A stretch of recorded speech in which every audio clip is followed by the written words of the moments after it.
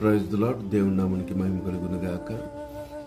ఈరోజు దేవుని వాగ్దానం చూసుకున్నట్లయితే కీర్తన గ్రంథము 98వ అధ్యాయము 1వ వచనం చూసుకుంటే, యెహోవా ఆశ్చర్య కార్యములు చేసి ఉన్నాడు, ఆయనను గూర్చి కొత్త కీర్తన పాడుడి.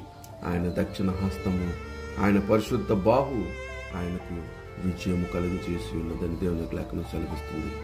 నిజమే, యెహోవా మన పక్షాన అద్భుత కార్యములు చేసి ఉన్నాడు. ఎలాంటి కార్యములు చేసి ఉన్నాడంటే, ఈనాటి స్థితి, ఈరోజు మనం అనుభవిస్తున్న అనుభవం మనది కాదు. మన దేన దశలో మనం ఏ స్థితిలో ఉన్నామో అలాంటి పరిస్థితిలో ఉన్నటువంటి మన జీవితాన్ని దేవుడు తీసుకొని వచ్చి ఒక గొప్ప వెలుగుగా, ఒక గొప్ప అద్భుతంగా మన జీవితాన్ని మార్చి ఈరోజు అనేకులకి మాదిరిగా దేవుడు మనకి అవకాశం ఇచ్చాడు.